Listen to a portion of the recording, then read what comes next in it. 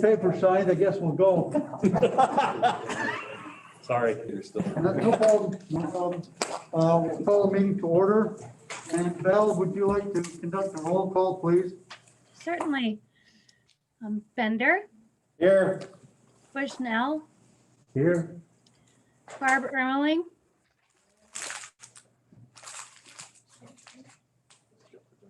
Barb Ermeling, Here. Brian Ermeling, Here. Gal. Not here, Valerie. Okay, and he did indicate through an email that he was going to be present, so maybe he's just running late. Okay. Okay, Gerndt, Here. Jordan, Here. McBain, Here. Minell, Here. Nelson, Here. White, Here. and Zagami. Here. Thank you. So we'll take a motion to accept the minutes of the previous meeting, November 24th. Somebody like to make that motion? Aaron Nelson makes the motion. Second. Seconded by, was that Gary? Seconded by Gary Stern. Any questions on the minutes or corrections? If not, all in favor signify by saying aye. Aye. Opposed? Carried. So first item, let me just talk a little bit about it before we get into it. We're talking about the floor plan options. Some of them we're going to discuss here as a carryover from last meeting, but the other major options we're going to talk about under number 6. And I want to just kind of outline some of the way we're going to do the meeting today. As I look at it, this meeting today is kind of a critical meeting. You can think of your own analogy, but or euphemism, but this is the meeting where I think we kind of have to decide which way we're going for sure, including the alternates that we're going to propose or not. And the big question, which we'll get to in number 6, is if we're ready to recommend to the Board of Trustees that we move forward with this project and under what conditions or not. Given the time frame that we're under, I think it's critical, well, maybe not critical, but kind of important that we make a statement tonight moving forward or not, so that we can get everybody's input and keep moving forward on this project. Hopefully, in the process, we will answer some of the concerns that have been raised. If not, if we can't answer those concerns, then we will discuss what our plan is moving forward. And I'm not looking for unanimous vote on any of this. That's typically not how committees work anyway. And in fact, I'm anticipating that we will not have a unanimous vote on much of anything tonight, but we will have a vote. So we are sending a message by formal resolution to the Board of Trustees, so they know where we're at on this and who's on board and who's maybe not on board moving forward. And again, we don't necessarily need 100% buy-in. That's not the purpose. But we do need to clarify what buy-in we have and what we don't, and what we're going to do about that. So that's just a little preamble. I'm sorry for being so wordy, but that's what we're going to do tonight, okay? So let's talk about the floor plan options that we discussed last time, and we do need to have some finality on those. We have some options that were presented that we've been kicking along all the time. Now we need to, with some finality, say, okay, this is the option that we're recommending moving forward. Okay, Lauren, I'm sorry if I'm gonna speak a little long, but I went through, everybody picked these up after the last meeting? Yeah. Okay, so I'm gonna reference these.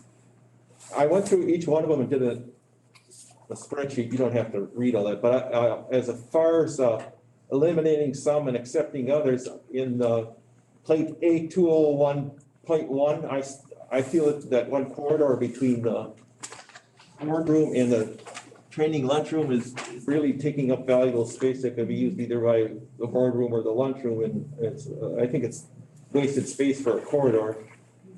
Likewise, in A 201.2, there's a large corridor, and I think the street foreman was originally decided to put it right next to where the locker and shower rooms were. That one, and that's also got a very large corridor. And I believe it or not, I settled on A 201.3 because it seems to be the best use of place.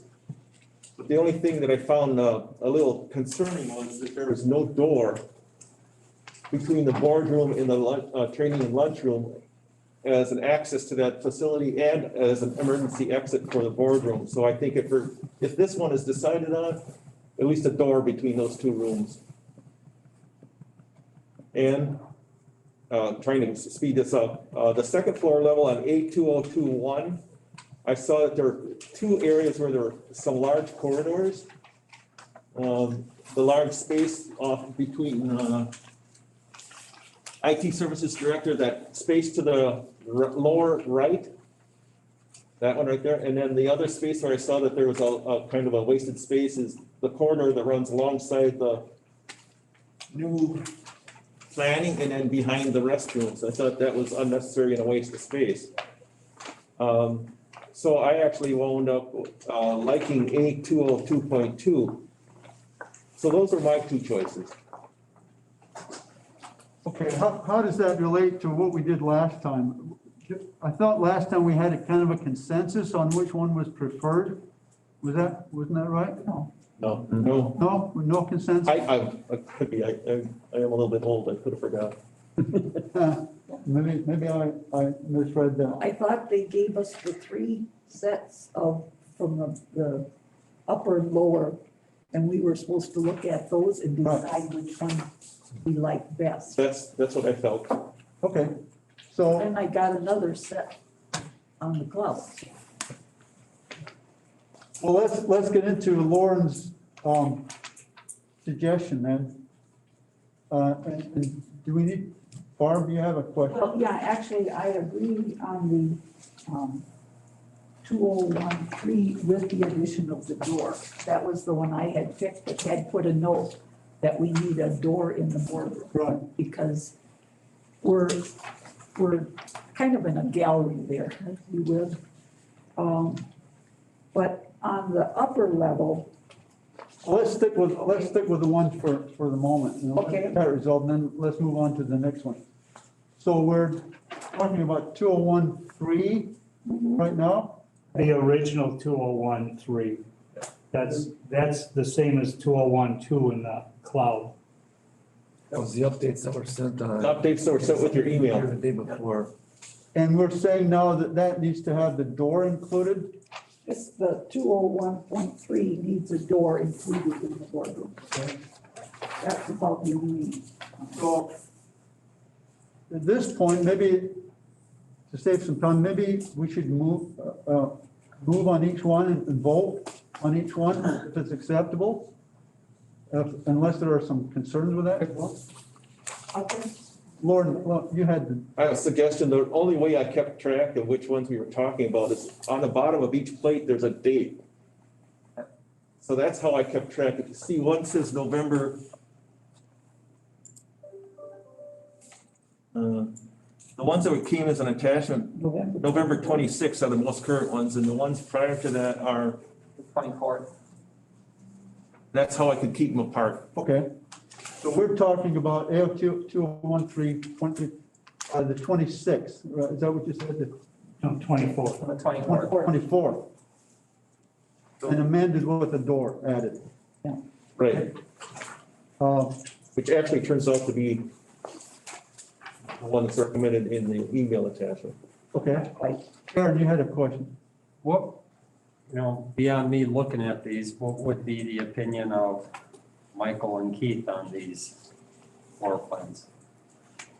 The staff recommendation was A 201.2, which, and is the drawing dated November 25th.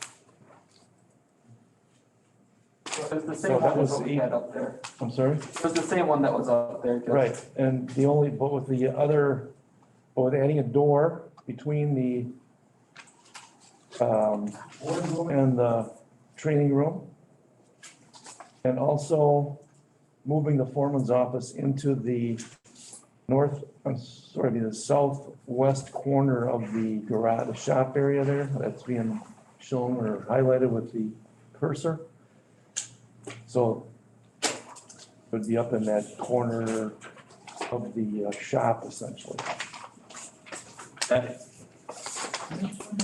That is what you would propose or what you would like to see, or, That would be that would be the recommendation of staff, yes.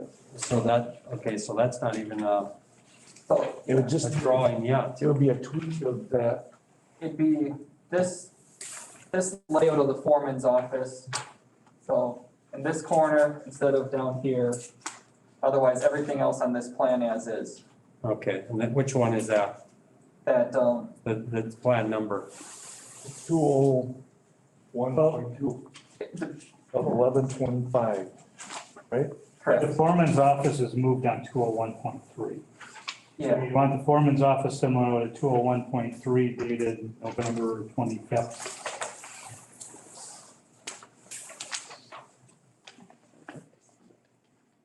That foreman's office location, yes, but then the rest of the floor plan, like 201.2.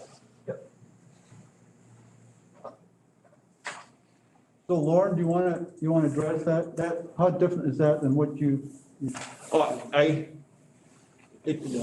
only concern that I had was the door. I like this plan. I don't care where the foreman's office is in either one of those options. Either if it's, I can't tell if this is working on it. No, I saw it. it's up there in the middle right, or as opposed to outside the locker rooms. I have no preference one way or the other. If staff has a particular reason for it being in one place or the other, that it doesn't bother me at all.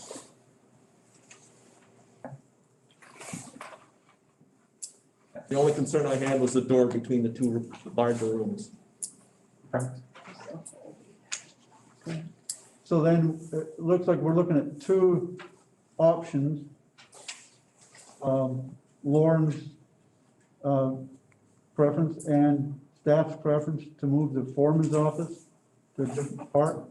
Both of those would include a door added. Correct. Is that the right assessment? Barb? I guess I've got too many plans here. One of the ones that I guess we thought on the cloud was 202, wasn't it? Yeah. That's second. Yeah, the second thing, and that one, it had that there was only, there we go, that there was only 2 tables in the lunchroom. And I was thinking, that's pretty small. Are you talking about the floor plan or are you talking about furnishing? Yeah, the tables are not a big deal. Can you show 201.2? So I agree with you. And either. So all you're saying is leave everything, take this and set it here. Right. Correct, yep. I guess I make a motion to do that Okay. and add a door. And I would second that motion. Okay, we have a motion by Brian Ermeling and Aaron Nelson to accept 201.2 with the foreman's office moved to the northeast and a door added. Is that correct? that what we're? So we're added in the Brian? conference room areas, right? Right. Shared wall between those. Brian, Just to clarify, I think that's the staff recommendation for that floor? yes, Correct. okay, yes. So we have a motion on the floor to move the foreman's office to the north of east, add the door, and that is our preference, recommendation for that floor. Okay, everybody understand the motion? All in favor of that motion signify by saying aye. Aye. Opposed? I guess I have on the question. I'm still not in favor of having the design, at that expense, that $16 million or whatever that we've been talking about. And maybe, I don't think I'm alone on that. And I don't know how voting on this without taking into consideration some of the other changes that could be made to make it more economical. The contract that was signed in February 20th by Wally Sparks indicated the cost was gonna be like 11 or 12 million. We now went off to 16 million. We seem to be rushing through and confirming just what the employees had worked with the architect on. And I still have problems with that. So I'm not in favor of voting for this because I still think there's other things that should be shaved out of here before we come up with the final plan. I think I understand what you're saying, Stephen. I think there are probably others who are thinking the same thing. What I would say is that to get this resolved, I think the best way forward is for us to deal with these smaller issues, get those out of the way, and then under number 6, we're gonna come to your concern, which I would say is the big question. Okay. But for now, I think let's just get these little pieces resolved, and then let's get to the big issue, which is, I'd still like to abstain from the vote then. okay, so you're abstaining Correct. from that vote. Okay, that's noted. Can I ask a question? Barbara, The one we're voting on, is that the one that actually is got a smaller footprint, or is that the one that's got the full footage? The smaller footprint, Smaller footprint, okay. Minus 645, right? correct. I was just gonna ask, kind of looking at the one that is got the full footprint, where the one that was in the cloud had a smaller square footage. Correct. right. Okay, now, so let's get to the next level now. Oh, excuse me. Yes. Could I just get a clarification? Steve, did you abstain or were you voting against it? There's a I'm di- abstaining. I'm abstaining from it, any modifications of the plans until later when we have our discussions on the costs and Okay, where they're heading. I just don't feel that participating in it understood. would be So beneficial. Steve will be noted as abstaining from votes from this point on until we get to the end, okay? So you just mark him down as abstaining anytime we have a vote, for now. So let's get to the other level then. Lauren, you want to bring your recommendation back up? Okay, on A202.1, I felt that those two corridors, the one that encircles the restroom and heads to the west, and then that large open area between the file storage and the IT services director, the large area there, I think that's a waste of time, a space, and also the corridor that leads, that corridor that leads to the north and south and east and west, around the new planning and the 2 restrooms. That's my objection to that particular plan. And I think and then also the same objections, not quite the same, on 82023. Again, that has the open, the large space around, next one, I think, Michael, still has that open space, which I think could be better used as workspaces instead of just a large space. And my preference on that was A202.2. And that would be the ones that we got picked up, the date on that would be November 24th. That's basically adding an office to that open space, right? Is that? That's what it looks like. And squaring off, I think squaring off some of the other spaces. Uh-huh. Okay. Yeah, Brian? I mean, my preference would be the original 202.3. I don't know if you can bring that up. I mean, that squares everything off for the future. You get, basically, departments have their own storage. They're smaller, they're going to have to use them a little bit more efficiently. I think with some of the other plans, we have this big, huge storage space that's just gonna accumulate crap. And then you're gonna have departments arguing over how much storage space each department's using.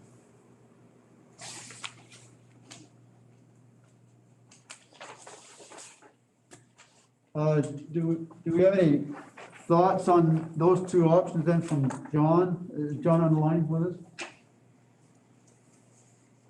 Keith, is John with us, you know? John's on the line. Yeah, I'm here. Okay. John, did you understand those two options then that we're talking about? Yes, for sure. Yep. What is your comment then on those two options? No, the first floor ones that you were talking about, between staff and Lauren's, I think those are great pieces we can piece together. On the second floor, it's just maximizing circulation and, if anything, take circulation, put into storerooms, and both work. I guess I'm open to both. Okay. Well, does somebody want to make a motion then on an option here to keep us moving forward? Can I ask, can you take, Sure. say like, Lauren, like the 202.2? But I don't like that storage area either in that open area. Well, I guess my suggestion would be we would just remove that storage area up here and above the stairs here and just leave that whole area blue. Okay, yeah, I prefer, because to me, that is, is a junk room. You can get by without it. I think so. I mean, it's, just eliminate it totally. yeah, just. It's easy to eliminate it on paper, but you need it in real life. They've got other file storage areas. They've got a small storage area, kind of must be over the overhang or something. I don't know what that little Mezzanine? is. But, I would think they would have enough, they've got several, if you look at that blueprint, there's several files, storage areas, and File office storage has storage areas. and IT storage, that's a big area. Right. Almost 700 square feet. Now, that's Yeah. that one area, but then is there a storage on the first floor as well?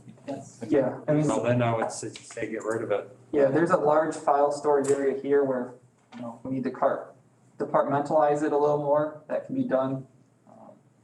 And also, some of these future offices, I guess this floor plan gives the potential for future offices to be built without having to disrupt any more of the floor plan.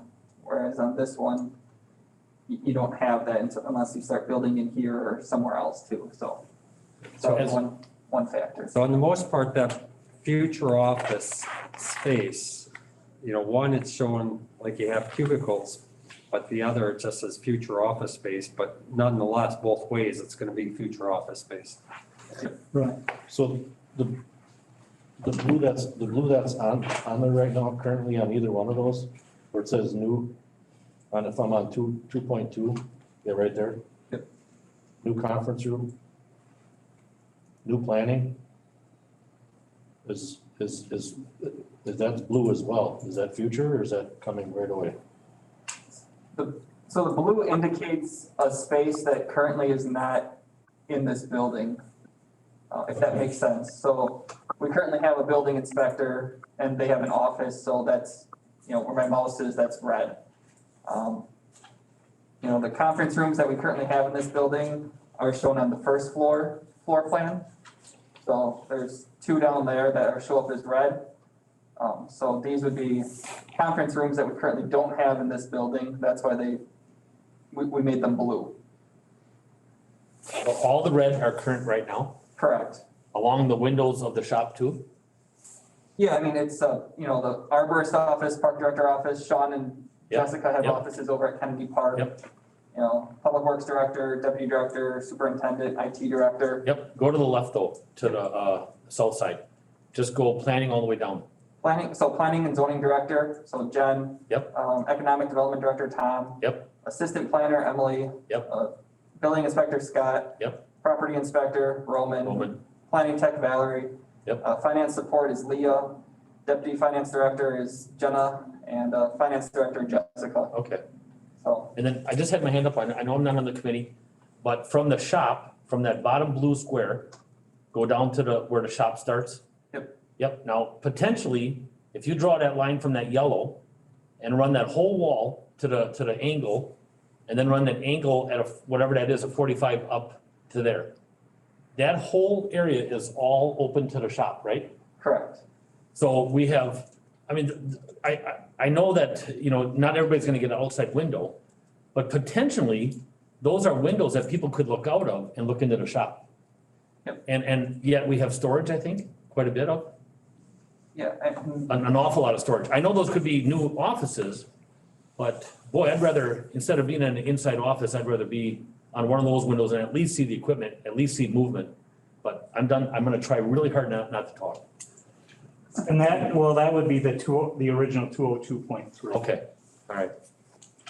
Just a thought. I mean, Well, so does somebody want to make a motion to move with this plan? Either with the offices marked in or just marked as future space? Mr. Chairman? Lauren? I think the issue also was that to eliminate that file storage, that chunk that sticks into that blue area, and just eliminate that, and leave the whole area blue. Right, Correct? Right. that's correct. Okay. Somebody want to make a motion to that effect? I'll move we accept A202.2 dated November 24th, 2020, with the following exception.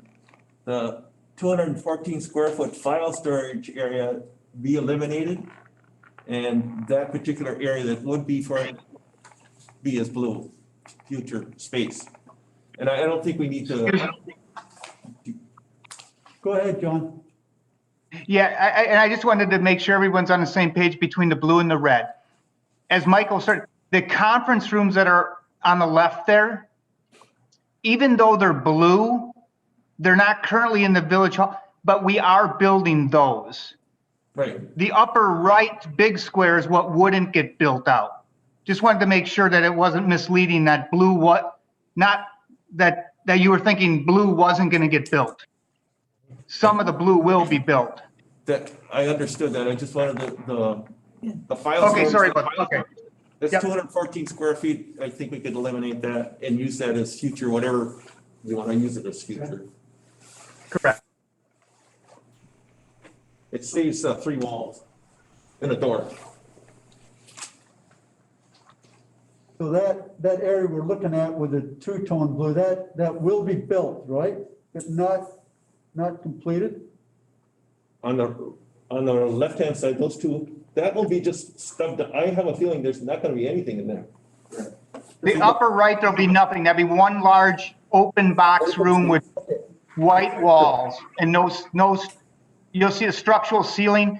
Minimum heat would be dumped in there, but no build out. Okay. That was my, Future. Okay. correct, that's my All understanding, right. thank you. Okay, everybody understand that?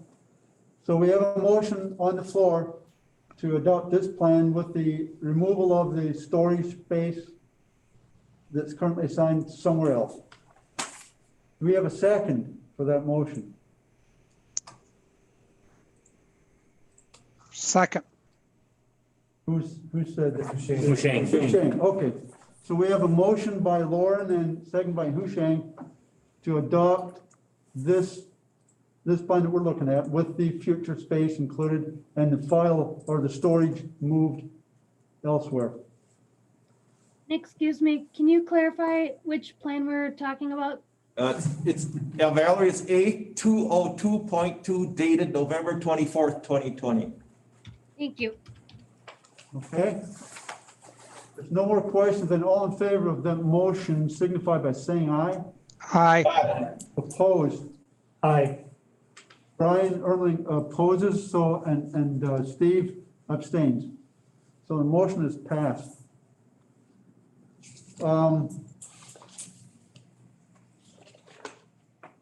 Are we ready to move on to the mechanical systems? I think we mostly discussed that last time, but do we still have questions on what we're proposing in terms of the options? Yeah, well, I guess, Gary, did you get a chance to talk to them at all, or? Yeah, we met with John and his, and Rich. We spoke with them and Keith and Michael this week. And, went through some different options with them. And all I was doing was suggesting something a little bit more for technology, maybe more efficient, so. It's pretty late in the game right now for anything to be, you know. so are we still on board with looking at those two different system options? Gary, is that your understanding? You'd have to ask John or Keith. That is the plan. They're gonna both be proposed for Okay. evaluation by Wisconsin Focus on Energy for the project. And we will go with their recommendation, I assume. We'll be,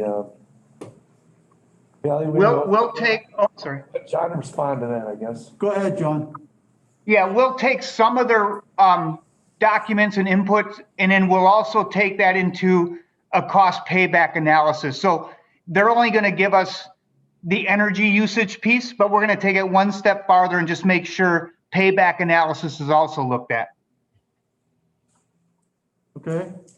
Got, so, the payback analysis is very important with those systems because of just my knowledge base of what it ends up costing you just to keep things running if you don't figure that in, I guess.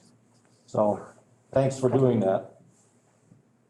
We sent them, John, you got that email with the comparison for ENT. I didn't know how many you wanted, but we have 5, 6, 8 of them, I think, that we've done. I don't know if that one is sufficient for you. I think that's a great starting point. We'll use that when we do the payback analysis and as a team kind of relook at all those pieces together. Okay. But no, that was good information. Okay, anything else on that? Okay, so we've already decided on that, which is that we will be recommending the we folks, or whatever that agency is called, evaluates both systems, makes a recommendation based on efficiency and payback costs, whatever. And that'll just come along as part of the recommendations to the board of trustees. Okay. Anything else on mechanical systems before we move on to number 6? Yes, this is Hushain. John, could you send me the spec for those black box? You mean the VRV, the cassette boxes? Is that what you call it? Cassette box? Yeah, they call them cassettes, correct. I like the spec for them. Sure, okay. Because I had those in my office in the past. So I appreciate you send me that, then I'll make my comment on it.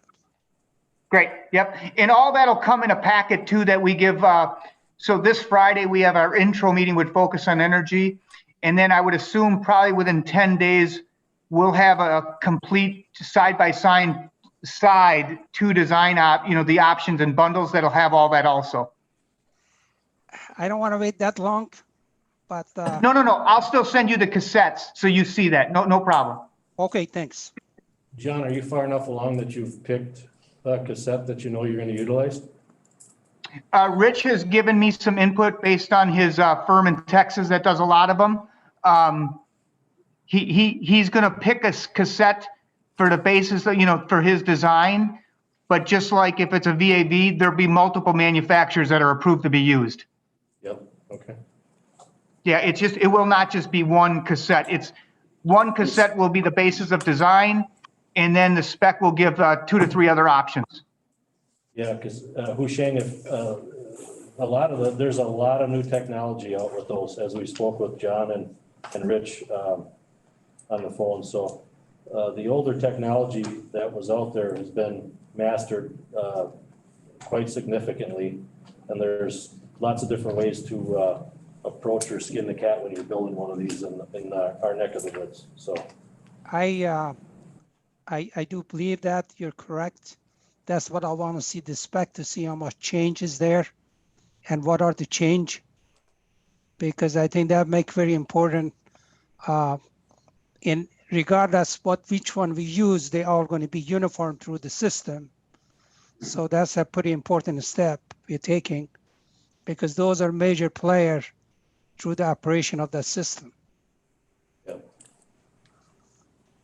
They're very easily adaptable for expansion as well. Yes.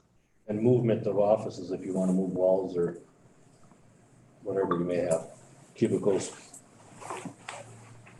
Thank you. Any other questions on mechanical? If not, we're going to move to item 6. And again, I want to just address this overall topic. I know there has been some discussion outside of the committee between some of the members, and I know that there are still some serious concerns out there in terms of the overall project and some of the components of the project, which are considered by some to be not essential or not economical, and those opinions are making it difficult for some of the committee to endorse this project and move forward. And as I said earlier, I think perhaps tonight would be the time that we need to get these issues back out on the table with some finality, decide how we're moving forward or not, and then act on those decisions. And the action part would be adopting the resolution that's in front of you to move our recommendations forward to the Board of Trustees, or not. So with that in mind, let me just bring up some of the topics that I think are still raising concerns among the committee members, some of them. And I made a list of some things, and to move us beyond this point, I'm perfectly willing, and I think it might be appropriate, to vote on these specific concerns. And then once we've completely got all those out on the table and voted on, then we move to the final recommendation, which is adopting the resolution that moves this whole project forward to the Board of Trustees, which is fulfilling our charge, okay? This is kind of how we finalize our work, although we're not done yet, but this is a major step, okay? To get this project moved back to the Board of Trustees with our recommendations. So with that, let me bring up some specific topics, and again, I would encourage you to voice your opinion on this. And if it's necessary, we will have a vote on these specific topics and move along until we get to the final vote, which is the resolution, okay?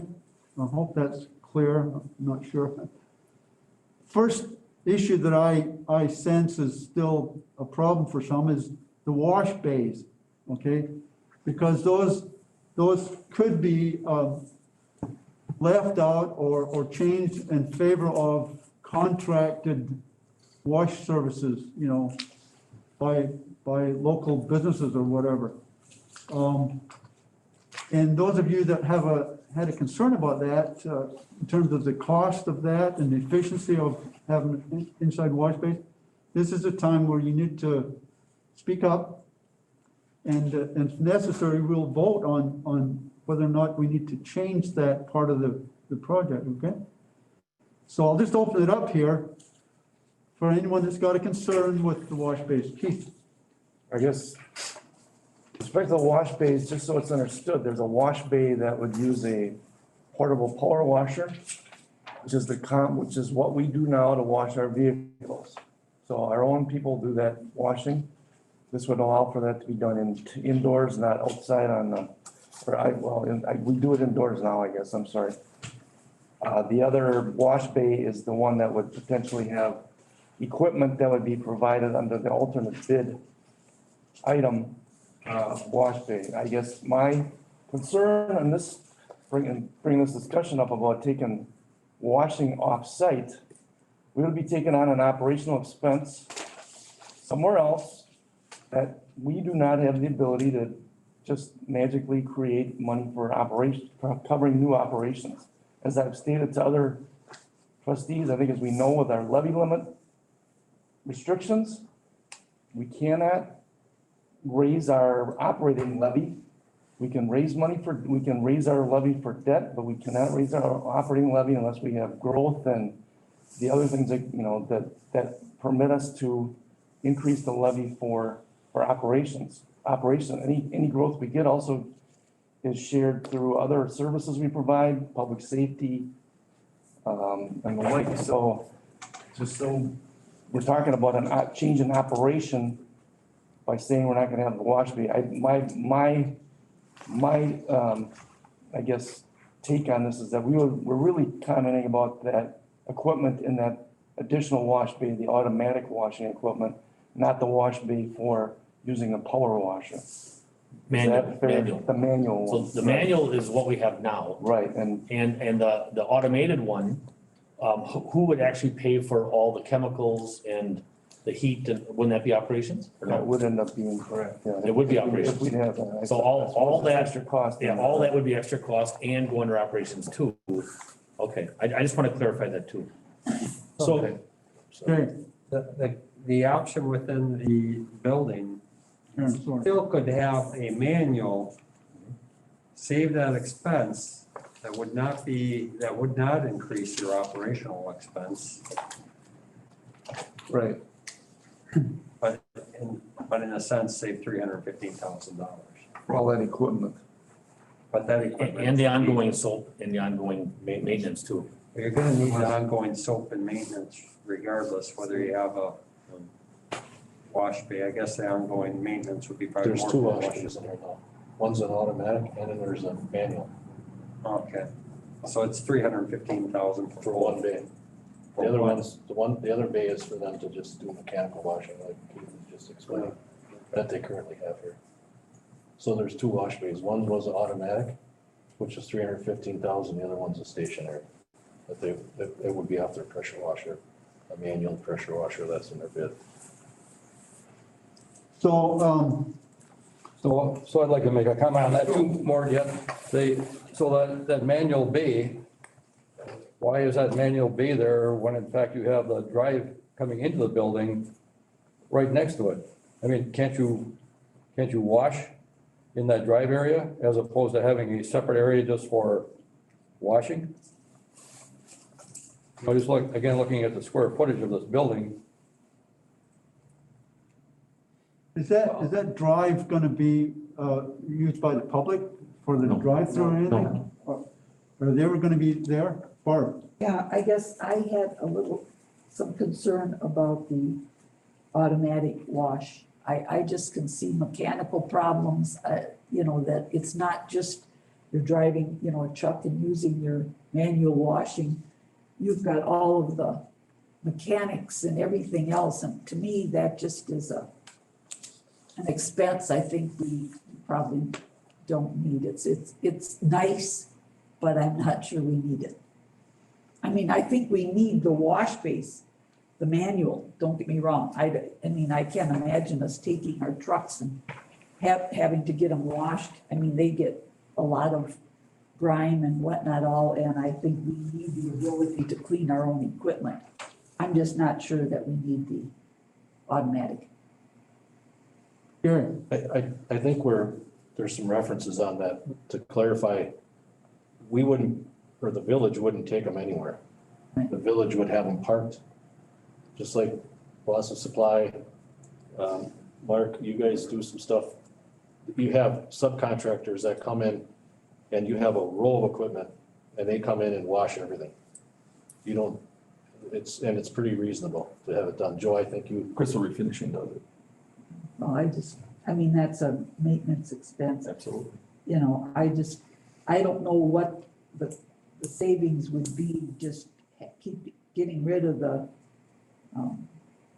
automatic and going just with the manual. I would think that would, you know. This is a question for Gary or whoever, staff. If we went to just 2 manual wash bays, that would save us on the automatic installation. That would still allow us to contract for outside washing services. If we had some operation that comes in and does that, like I said, they line up the trucks and they just do them all.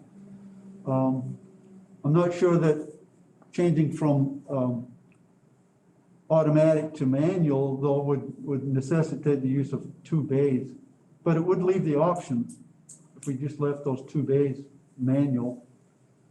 Then the other option is that we just kick this forward to the Board of Trustees and put this in as a serious alternate, that we retain manual wash bays and have the option for contracting for that service rather than installing an automatic wash bay and a manual wash bay. Does that sound like a compromise maybe? If you got rid of that second bay, the automatic bay, and left it as an option, you just have 2 manual, would that reduce the cost by $315,000? Yes.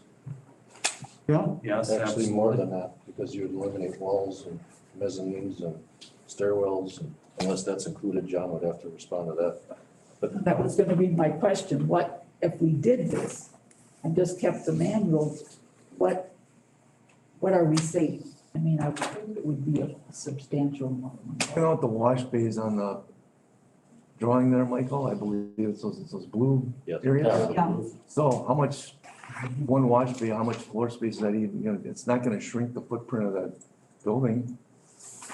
Is it, No, in a practical amount? 186 square feet. Okay, so you'd have to, let's talk about, we can take out walls. way more than that, Mike. Way more than that. Like 1,800 square feet. It's gotta be way more than that. Two bays together are 3,000 square feet. Oh, 1,800, is that? Is that one of them, 1,800? That'd be about right. Yeah, I would say so. But equipment to get in, I'm in agreement with the wash bay. I understand no matter what, as a municipality, you want to wash pumps off or you want to wash anything that, I would like to see you have that. Now, is it a separate bay? I think that's probably a good idea, but if that other bay, Joe, like you were saying, where you were able to drive in, if that one bay was being utilized, you could put another reel out onto the other area. On the green. In the green area. Yeah. To what? You would just put another reel, right? But the problem is then you have to have a secondary washer, because the washers can only operate one reel at a time. Right. Unless you designed it for 2, and normally in a municipal, or the dirt that you want to get off, you're gonna want a higher GPM, probably 5 gallons a minute. I'm not sure what your current one is, Michael, but you want probably a little more flow than a 2 or 3 gallon a minute sprayer, so.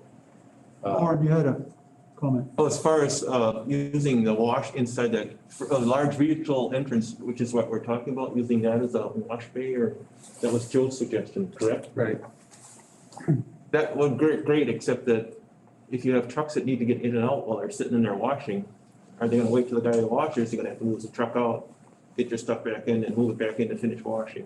Well, there's two entrances. There's one on the Now, right side if you too. take a look at the pattern, It's only, Yeah, that's only an exit on the bottom right. yeah, that's not an entrance. Yeah, but isn't, last time when we spoke, John, wasn't that exit or the entrance to the other side where there's all that trench drain and a catch basin? Isn't it also another area to drive through? big truck. No, I understand that where the end, I thought that was all open though. This is. Yeah, that's open, but that's primarily the entrance for the small vehicles, but yes, you could drive through there. What you would end up doing is you'd wash vehicles in their stalls. This is commonly done, but then we add more mechanical stuff because now you start putting all this additional moisture in the big box. So what we show here is, I'm going to say 30 years of research. And what we have found is if you want to wash out into all these open spaces, everything starts to rust sooner. We got to put more ventilation in there. So I'd be careful pushing washing out into its separate bay. We can do it, but don't take dollar for dollar that you're going to lose. Don't look and say, we're going to save 350,000 when we take it away. That's not going to be true. So let's just be careful. The big number you're going to take away is the wash equipment. That factual, that's gone. So really that's the big number to look at. But John, correct me if I'm wrong, you're still taking out all that trench drain and the block walls and the stairwells for the catwalk? Well, the stairwell there, Gary, is for the manual, not the automated one. Oh, so That's to get on top of a truck manually to wash. The Okay, bay so on the right is the Okay, the bay on the right is automatic and then your equipment and. yeah. Is up on So- the rest. Okay. Yep. Understood. But yeah, so you're gonna get, but what I wanted to say is it's not, I want to be careful pushing all that into the main building environment, which we can do, Well, but we do end up putting more exhaust in. John, I completely agree with you. We did ours completely separate in our shop. And what we did is Yeah. 3 exhaust fans. We put 3 louvers between the main shop and the wash bay. We use 1 makeup air unit inside of our facility. And we wash the makeup air right through the wall and pull the moisture up and out the exterior wall through the wash bay. And that's how we have it. But what I'm saying is if we start now pushing it into the green, it's a whole different, you know what I mean? We got to, so I just want to be careful there because some of this is done for good reasons long-term. Well, and my question is, I guess, is how with the length that you have here, Michael or Keith, what are you guys currently using for a wash bay for length? So in our middle wash bay, I guess I have to measure it. We have to move all the equipment out of it.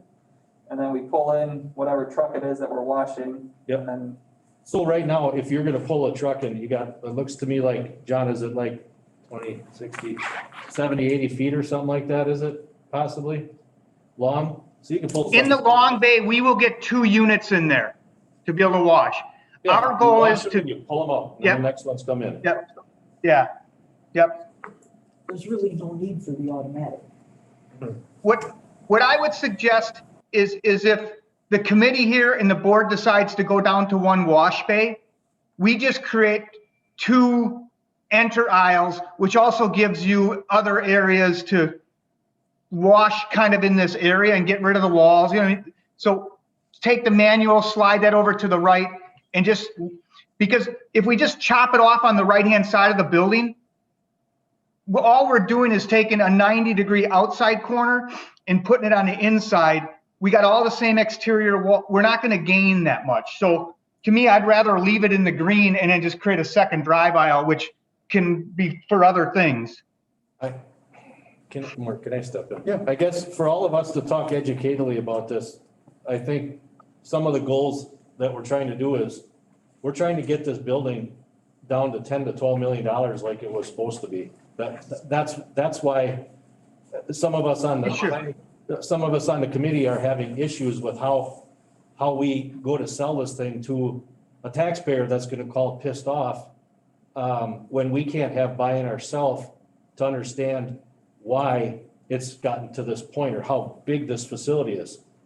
I understand we're planning for the future, but in any normal business, I think we've kind of attacked that with with the first floor and second floor and tried to make future areas for build out. I don't understand, and I understand that your design is tip up walls, but, I don't understand if we can't leave the space like we've already discussed to make sure we move a driveway over for future expansion on the building, just thinking ahead of it, why we can't do that with the shop. And granted, if we're building for 20 years down the road, why don't we deal with it 20 years from now? If we've got the office for expansion, if we need to add on to the shop, let's add on to the shop. But I don't know that there's people on this committee that can get to that $15 million. So by us asking to take that out, we're probably looking to take square footage out all the way across the building in the shop area. We're trying to figure out, John, so we're all on the same page. How do we get this thing down to a feasible price that we can all agree and we can, because I think there's a lot of people in the room that would agree that if we get it to $10 to $12 million, we would be on board. But at $15, $16 million, I think that's pushing it for everybody's. Pretty much to obtain that goal, the only way you get around it is you're gonna have to park vehicles outside. Is that feasible to park half your fleet outside? You know, I guess the goal has always been to try to, I guess, get our vehicles so we're not, you know, playing Tetris in the back or, you know, having equipment rust out on us outside. You know, or we have equipment stored throughout the village in different garages and locations. So I don't know if parking vehicles outside is gonna prevent the rust of vehicles. What's gonna rust the vehicles is the salt on the roads and not washing them. And bringing them into a heated garage melting off. Yeah, that's what accelerates it. I'm telling you right now, It's everything. that's gonna accelerate it. What you're That to doing me here, is- if they're not brought in every night and washed every night, you're just accelerating the rust. That to me is probably the biggest issue is the idea of having all of this equipment inside. And, On the left side, looks like there's a lot of vehicles, cars, is that right? Pickup trucks, vans, some skid steers, lawnmowers, that's the equipment, yeah. Okay, so that's, you guys have a lot of assets, but. Yeah. But the only way to get this building down, you know, for the vehicle storage, it's $5,448,000. The way is to cut it in half. So did anybody, you know, I'm sorry that I'm late to the party here, and I really, I mean, we need a new building, there's no question about that. This staff has done so much with so little for so long, it's ridiculous. So I am totally on board with doing something different. There is no doubt about that. And having the staff put together the plan initially was a good idea because they're the guys that are gonna use this every day. But when you put together that wish list and you've had nothing, you put everything in there that you can imagine. And I understand that, but this is the garage mahal. I mean, this is, I can't get on board with this, with the expense, when you drive around and you recognize that not just Wassa Supply or PGA or any of the business in town that have a lot of equipment standing outside, even the other municipalities around the area don't have all of their stuff inside. And the idea of bringing all of this stuff inside in the wintertime, the size of the HVAC system that you're gonna need to deal with the amount of moisture that's gonna come in is just gonna be phenomenal, you know, and again, I don't have anything to compare that to other than the experience that I have when we bring our trailers in to load at Wassa Supply, and we have not heated buildings. We load in the cold to try and minimize the amount of water, you know, snow that's melting and ends up being in the building because that moisture then affects our products and all the rest of the things. But be that as it may, as I look at this, you know, my experience in putting together buildings and the ability to plan for the future is we've always done metal frame construction. And the reason for that is because you can add on easily. And the tip-up concrete, we only did that in one location ever because the municipality that we were in required that by code. But the expense was at that time, I'm talking about 15 years ago, so I don't have anything today to compare that to, but it was 30% more. And I just think that we could get this thing down in cost by looking at making it metal frame and looking at allowing some of this stuff to be stored outside to get it down to what Gary's talking about is in that $10 to $12 million range that was originally talked about. You know, my biggest concern is we talk about 15 million. What do we do when we send this thing out for bids and it comes back 16.5 million? Then we do an award. Wait, what? Or they don't award the contract. We don't know what it costs till we bid it, unfortunately. Then we The go scope back. of the project has not changed though, I guess is what I would go back to here. How did it get from 12 to 50? It was $12 million in 2016. The contract that was signed. When the initial review was completed. The budget was adjusted. I can't explain, I guess, why it says 12 million on this contract. I'm sorry. John, maybe you can address that. But there are provisions in the contract language that talk about making adjustments. The latest estimates that have been used, also for financing, have all been at 15 million. And that's been what we have run. So I'm not saying that's just the number that's been out there, so. You gotta, the 15.5, which is on this resolution tonight, also includes 140,000 in demolition at G&B Produce. So that's inside that 15.5. And inside that 15.5 is also the $1 million that we paid for the site of GB. Right. Correct, John? Yes. So we're at 14.5, and now we're at 350. And I'm gonna go along with all you guys talking here and gals, but pull out another 315, now we're at 14. So. And then you pull out 2.7 million, you cut it in half outside and do a metal Well, building. or actually leave it alone and do metal. Right. Won't you save 30%? I don't know. I'd be careful saying that. Oh, okay. Okay. All right. So what would we save? Well, Going to metal, Simple. you just simple add, answer. yeah. Go ahead. I'm gonna just keep track of this, but Fuel Island, how much is that? 150, 200? 285. So that's 285 right there. You're down below 14, no. Yep. Now, and then I'm just gonna do this one more time. Showers. Well, I don't wanna do showers. I got beat up so bad on that, I wanna leave that alone. I do, they got to go. Well, okay, election and training room could actually be the boardroom, because the boardroom isn't used that often. And the election training could be the flexible of that building, and then that ties in with upstairs not being done.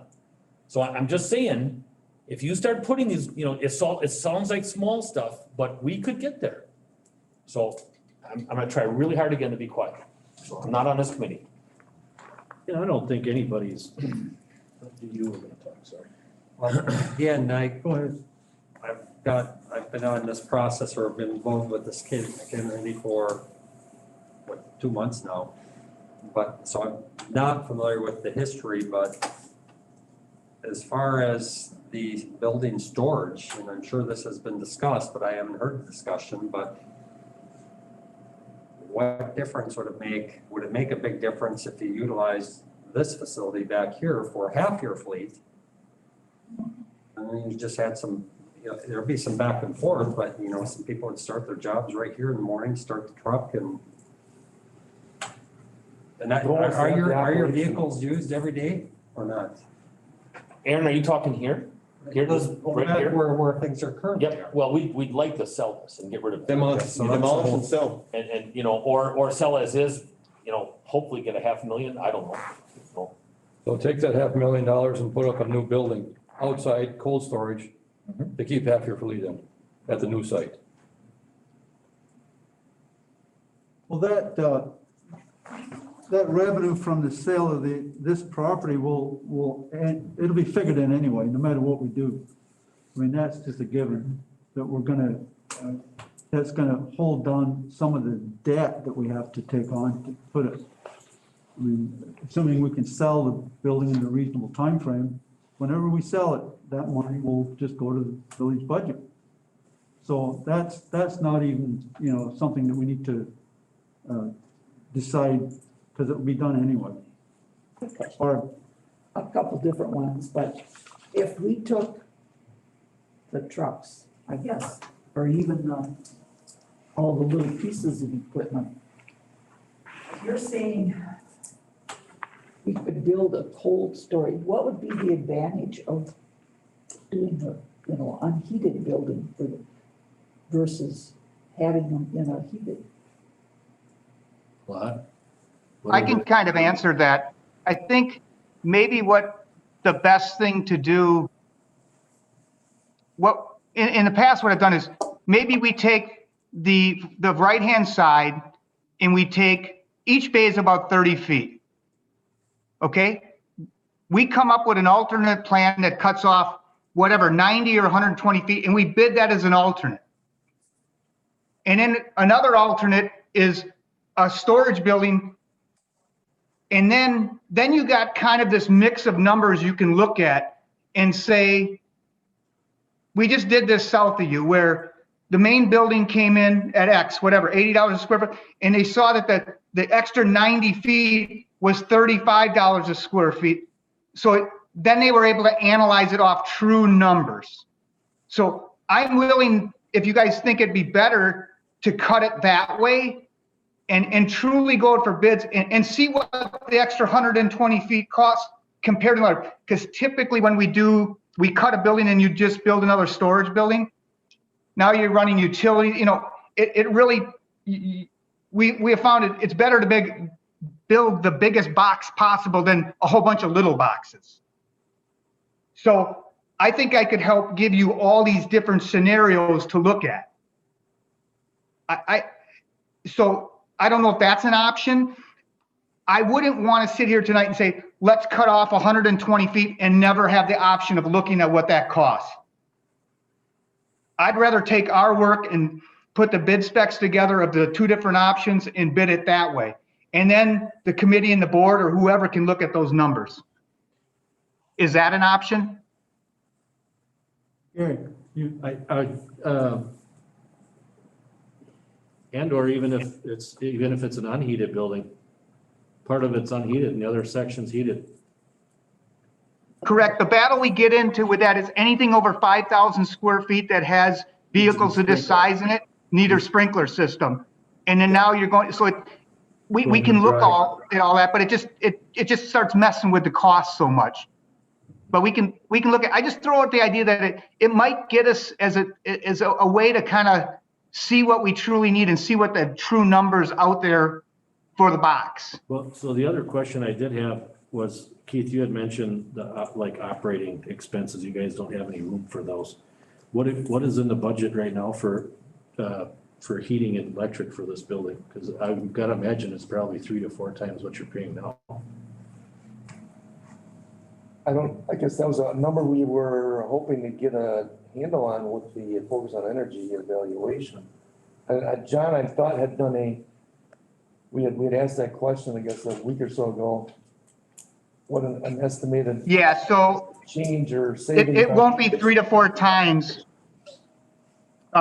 Historically, we're seeing where energy usage about, say, the average of the current is like $70-some a square foot. And then we get it down to little mid 30s, which kind of balance out. Obviously, we're getting a bigger building, but That's where I was going with 3 to 4 times because we have quite a larger building. And now we're bringing iron into a building that we got to maintain a temperature on in the shop that's going to melt off, snow and ice that's on it. So we're regenerating all, I mean, I don't know what you guys keep the shop at currently right now or how much equipment gets brought in. That's in one spot, but you have all the doors opening and closing constantly. You're going to lose some heat loss and you're going to have all that cold iron coming in and out of there. And we currently do pretty much anything that plows snow gets parked inside, except for 1 or 2 1-tons perhaps. Sure. So all the loaders, graders, plow trucks do get parked inside the storage here. And currently you're probably, like John is saying, the new equipment's gonna be a lot more efficient. You probably have Modines or something out in the shop. Yeah, they're the Radiant sticks or. They're the boxes up in the corners. Yeah. So, Barb. Yeah, when we were looking at these plans. And we chose the plan that made the boardroom and the training area smaller. Did that affect any savings? Did that make that bottom part smaller? Did we save some square footage? Well, it was 645 square feet, but we didn't change the exterior walls. I mean, the exterior wall shrunk by, Yeah. Oh, 14 It did shrink. Oh, that's right. It 14 did, yes, 15 feet, it something did like shrink that. 14 feet. You're basically saving, as far as walls itself, you're saving one 14-foot wall and the square footage as far as everything else is concerned. That's Because you right. still have to have the other wall is there. Right. So. Okay, and then with that smaller lower level, what did that do with the upper level? there's no upper level. There was no upper lever on that. Oh, okay, that's right. I'm thinking So let's go back level all the to way around, okay. the main top, which is cold or warm storage, is what I'm hearing. And as John said, maybe we should entertain that as an alternative, an alternate. Okay. I have a question, John. You said anything over 5,000 square feet has to have sprinkler, even cold storage? Correct, with that size, with that type of vehicle.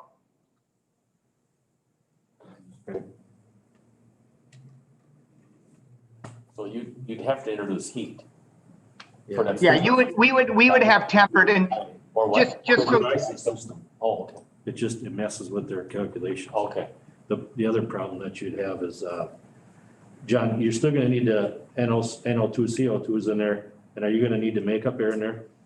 oh yeah, for sure, yep. Because of In the cold storage, Gary, we do a kind of a poor man's hybrid. We would run Modines that are with the detection, and they just pull in fresh air directly from outside, so we wouldn't put a makeup air unit in it. And you're using stainless steel heat exchangers on them so they don't crack from the temperature difference and.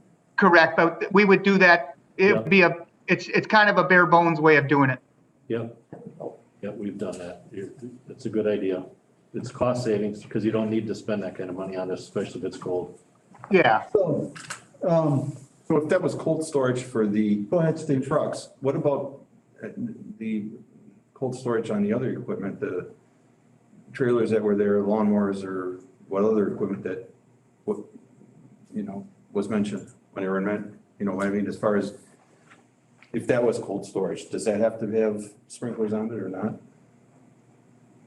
You probably, am I? Yeah, I don't because think it sense on the because if you question. have vehicles and lawnmowers, Is it any vehicles need to have that, or is it just the big equipment? that We needs gotta to have remember that there's no separating wall between those smaller spaces that are on the left-hand side. That's Right. all open, so. Whenever you have gasoline power storage, it's required to have that sprinkler system or option systems you have to have. Fair enough. Regardless of whether it's heated or not, it has to have. Johnny, correct me if we're wrong. The sprinkler system, you're way over the sprinkler system requirement anyway for square footage, unless you put firewalls throughout the building, which is not feasible. No. Too expensive. So then, can we get some consensus that we would take John's suggestion and that we would present warm storage versus cold storage as an option or an alternate to the board? Would that satisfy your concerns for the overall project size? Lauren? Well, we would still have to have heat in the mechanics, but you're not gonna have him working. No, you'd have to shift some of this stuff around. Same way, if we're gonna keep the wash bays, you wanna keep those warm enough so you don't have ice in there. You wanna utilize the makeup air through there to draft through and instead of putting several of them up there. John, is it out of line for us to ask you to try to get this between $10 and $12 million to put a proposal together or the shop? Let me back it. Let's just talk a little bit about that number. Because I think if you look at the cost sheet that was up earlier, that's what the building is.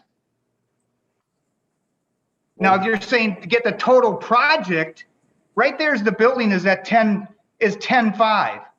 Now, if you're telling me to get that down to 5 and everything, you can say, so let's make sure we're clear on that number. because it's very important. So when you, as someone referenced Wally Spark, we were always talking building between 10 and, I got a high and a low there. Okay? But project is a different number, and that's what Keith and them were saying about why that the bonds are. So what I want to be clear is my goal is to get this as low as possible. So, you know, if we can go up for bids and the building comes in at 7.5, because, and then we have an alternate for the addition, well, then we have true numbers to look at. I think that's a fair way of doing it. But we got to make sure when we're talking, are we talking total project numbers or building cost numbers? Two different things. And I guess a couple of big items is, when I'm looking at, walk me through this, John, unless I'm seeing this wrong. If we look at line item number 4, where it says wash bay. Yep. You got 4,200, assuming you're doing that by the square footage, correct? So each wash bay is, 2,100 square feet?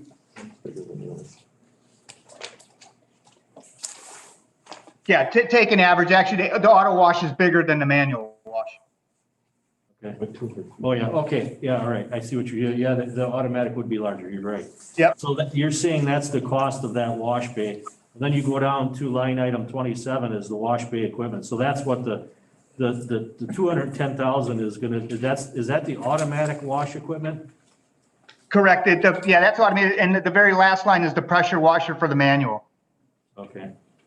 And just that, I didn't want, earlier you said it only runs one. This one is one that runs 2 different wands at a time.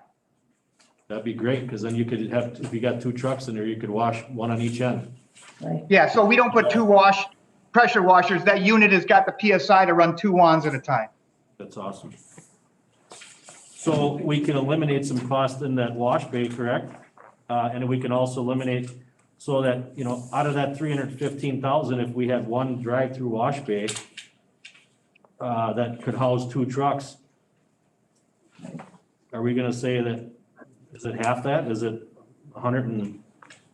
Yeah, I think you'd be half. I mean, it's more than half, because unless we physically take the square footage off from the end of the building somewhere, if you're just leaving it in the big box, it still has to have some dollar value to it. Yep, understood. But my goal is in the alternate plan, we would lay that out to make sure that it worked that way, Gary and committee. So I really think we need to get to that alternate plan and bid it that way. You know, if things come in great, this is the number, but here's our cut down plan that everybody agrees with. So and it's including cutting off the wash bay, you know, just doing an auto wash, you know, manual wash, and, you know, seeing where we're at. Is there any way you think you could try to shove that wash, I know, just looking at this plan, where the bays are for the mechanics, to try to keep that in the heated space where that wash bay would be next to it, so you can utilize them, assuming you're gonna have a makeup air unit in that repair bay, and you're gonna run it through the wall and then exhaust out. Yeah. Is there any way that we can do that and then try to? I'm sorry. I was gonna say, try to slide that down towards the yellow area. And I don't know how we reconfigure the other vehicles and lawnmowers or whatever's there, but maybe have the potential of taking a big shop area where the catch basin is in the middle, right in the middle of those trench drains there, John? If a guy could just make half the building cold storage or something. I don't know. I'm just trying to figure out if it's worth. Let me come up with a plan. Let me come up with a plan taking the 120 feet alternate or 9. Let me come up with, and we're just going to keep, but I think for everybody to feel comfortable, I have no problem doing it. It's obviously a lot more work on my end to try to bid all these alternates, but I think it sounds like it's very important to do here. I'm confident when we bid it, we're going to get that. We're going to see how low that dollar amount is for that addition, that we'll get it. But overall, we got to get the overall number correct. So doing a nice clean alternate bid on the right-hand side, I'm open to try to work that out and revamp the plan to make it work that way. Michael, question, if this was slid down, and say you had an overhead door in the middle of the shop there, it's better to have them inside than it is out in the wind if you're, and if you're gonna keep them inside, you pull them through the wash bay if they're gonna wash them. The biggest concern that I have with these is our guys don't wash them every night, and it's hard on those things. When they melt off, because we have all in-floor heat, we have a few of our trucks that back into our shop. But if they're not washing them every night, it gets pretty, it don't take long, and it's pretty aggressive on our lift gates. But I mean, so I guess typically after a snow event, we do try to get all the plow trucks washed off if we end during the day. If we end at 3 a.m, yeah, they typically don't wash the truck, but when they come in at 7, they'll wash the them, trucks. yeah. But like I said before, all of our equipment already is in warm storage, so, you know, if they come in and they're covered in snow, 3 hours later, they're melted, so. How much of the shop do you feel is strictly for the plow trucks? That's pretty much these big, you know, trucks 9, 10, 14, 17, 24. You know, these are our plow trucks, our graders, our snow equipment is pretty much that, I guess, west wall or north plan side wall here. And everything that fits in this current shop, what is the current, John, do you happen to know the current shop square footage? The green or the orange? The current shop. Oh, current shop. Okay. Not that, and I'm not. Yeah, I mean, I don't know if you've seen it, Gary, but. Well, it's packed tight. Yeah. No, I couldn't even believe, I was out there helping them with their jetter thing one day. I couldn't even get around in there. Yeah. It may be Ridiculous. a fair comparison, I guess, because we have the room for, there's a lot of room for circulation in here that's not out there right now. Yeah, so. yeah, And height. understood. And height, yeah. Could we go back to the cost sheet? Because I think that's where some are hung. I mean, what should that 10.5 be for the building? 10.5 is okay. I mean, are we saying, 'cause I need to know the scope that I got to go back and look at. Are we saying that needs to be 6, 5? Well, no. I think you need to go down to project estimate first. I think that the 12.8 is probably more realistic, yeah, don't you think? Well, but the 12.8 is the bill. I mean, that's what I'm concerned with, is that, are we looking at the right number? When someone's saying 15, 16 million, that's not the building cost. No, So we need to make sure when we're talking outside this room, if we're talking to somebody about the building, okay, the building's 10.5. No, it's not really. You Well, can't- no, the 12.8. So put Yeah, the site, so you're at 13 million to 15 million. Right. so what should, We're still up there. So his original estimate from 2016 was 12 to 13 million for the total project. Yeah. So for tonight, what should that be? What should line 15 be? For everyone that you feel comfortable? Because that's what my alternate plan will be. I'll do an alternate plan for that cost. So should that be 10 million? Yeah, to me, that would be 10 million. 10 to 11 million? So high, low? Well, right now you have a range of between 2,100,000. So what if it was 10 million to 12 million dollars for I guess a that's low what to I high? said earlier, yeah. And I didn't realize when you said, Steve, earlier that the 10 to 12 million is what they were looking at. Again, we came in late on this thing. I don't know all the conversations that were had, but I just know, I don't know that I can stand, I don't want to take the phone calls because I don't know that I can justify that cost to somebody that's agitated, that we're spending that kind of money without some of their approvals or, and maybe that's, and I understood from some conversations that we had why, the reason why we want to do it the way we are, because otherwise if we get shot down, then we're referendum, well, then you got nothing. And we know it's desperately needed. It's just, I think the hard part is to swallow, it's to swallow that price tag, John, and honestly, it's hard for us business people when we know we can't we can't spend we don't have the money to spend it.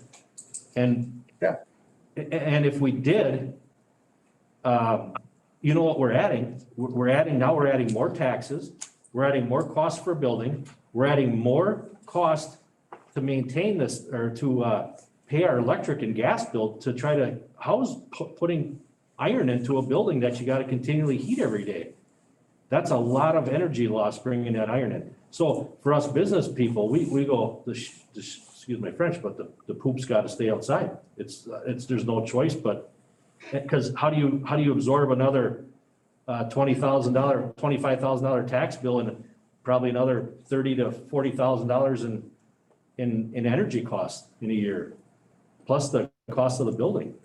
So that's what's hard. When you get another business person that's gonna challenge you to that, I'm gonna look stupid to him. And I cannot justify communicating that to somebody else because that's not my own belief. I can't do it in my own. So that's where I'm telling you, and I don't want anybody to be pissed off at me for this. I'm just being frankly honest about it because we can't do it on our end. I understand this is municipality, but it's hard for me to sell this to another business person if they call me saying, what the hell's going on? So is that the same, Gary, and I'm just asking, because you said, is that the same comment if this is 10 million? Or do you have a different feeling if it's 10 million? I said if we could get it to $10 to $12 million, can't we shove the rest of this stuff to get it to 14? Yes, that's what I'm saying. So let's bid it as an alternate. We're gonna shoot for 10 million. Well, I don't want to be the one to say that, you guys. There's a whole. I'm in agreement. I mean, I haven't said anything here, but yeah, I'm more in agreement. I can stalk the 10 million, and then if that's what we shoot for, and we have to make some changes, then we make some changes. But right now, I was just surprised when I was going through all the information, and maybe it was too tedious for me going through all of that stuff, but. Well, I don't, there's some things on here, Steve, that I think we can get past that I think the village staff may be okay with, right? Right. But my question is, do we present this in a different way? When we say $15 million for building costs, when I'm looking at this as well, I struggle with that when it really is, like you're saying, John, 12.8 or 14.9, the added expenses of the land. I understand that's all in, but it's another $1.5 million, $2 million, $1.5 million. The only thing is we have to factor that in with all of any projections on borrowing and repayment and all that. So the project cost is really what we end up presenting to everybody in the end. Yeah, and I know that's probably, yeah. And that's the hard part. To go back to that, Keith, we have the project estimate, but below that, the land is already paid for. Would that be the correct statement? Okay. Those other items like the A&E fees, what exactly is that? Architect engineering fee. Okay, so is that already paid for or That's not? the contract amount. And are you, when you say, So that's design and project. That will be an additional to this cost or?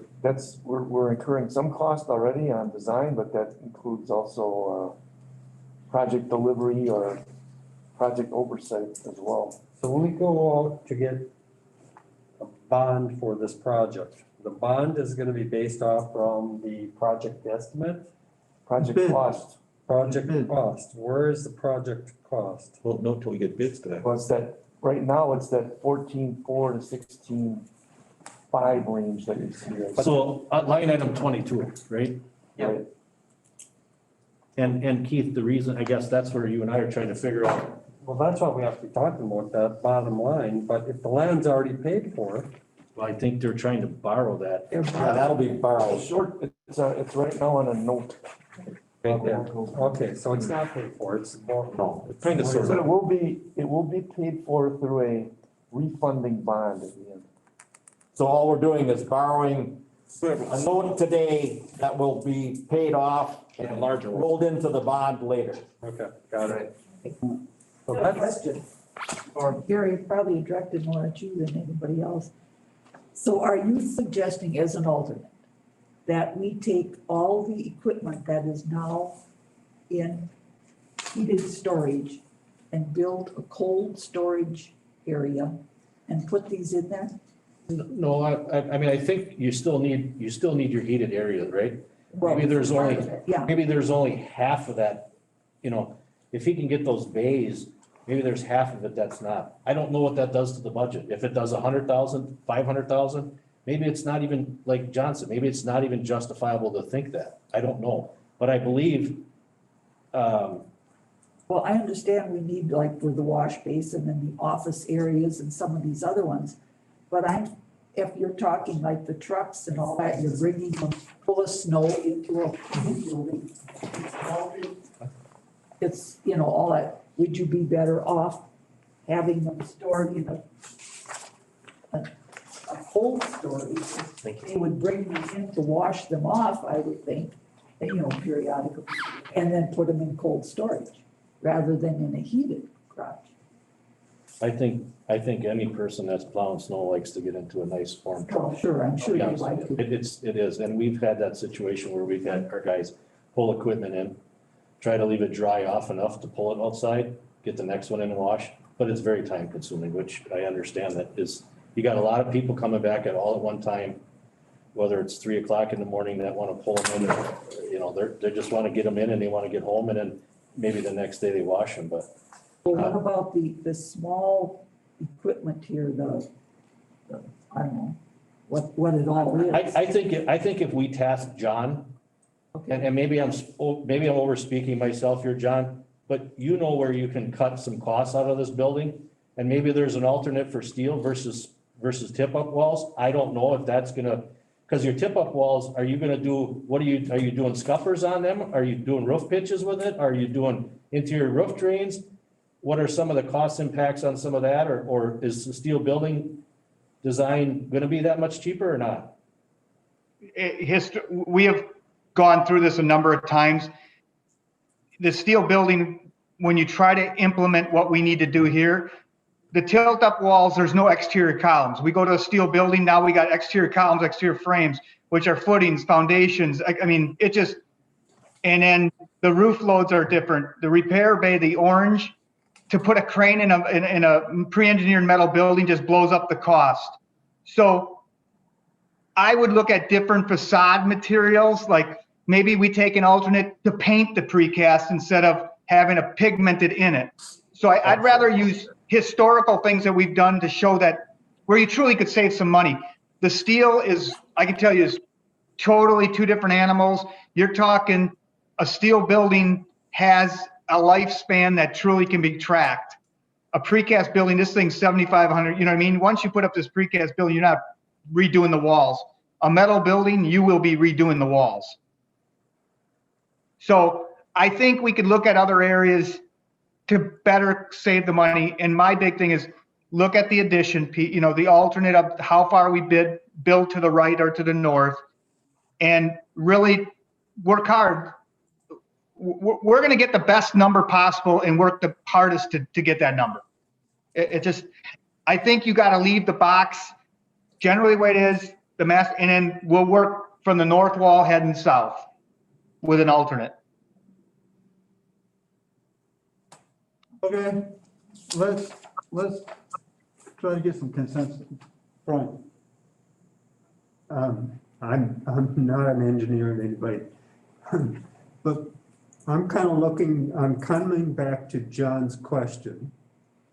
And now if you put up that project cost sheet, now I'm going to look at line 22, which I think is the vast majority of the total project,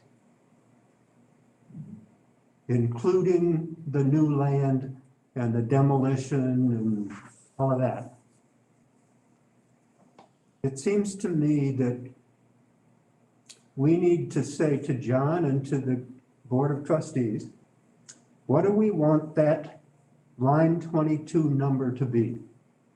What can you go out, and then that goes to John and he does his magic, black magic or whatever it is, and he comes back with a number that either fits or doesn't.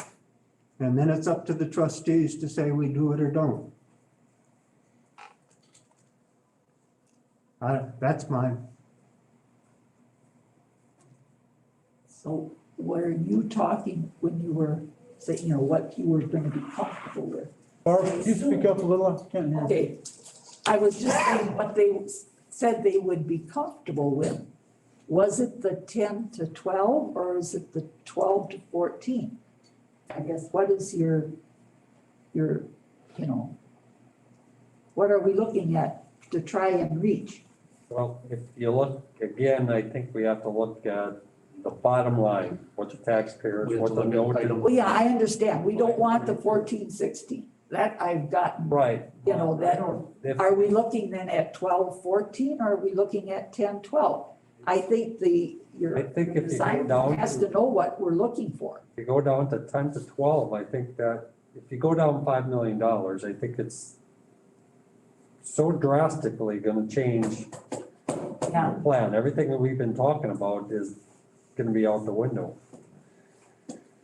Well, that's what I was, you know, I'm Maybe asking, you could where are go we down, going? maybe you could get it down $2 million and Yeah, You could get down to the 12 to 14, you have the low side and the high side, and then with options within that, you would have, you can play with them. You know, if you've got different options and alternatives, then you can turn around and take one or not another or whatever else at that point. But, you know, if you're looking to knock $1.5 million to $2 million off of there, that makes things look a lot better tax-wise and everything else.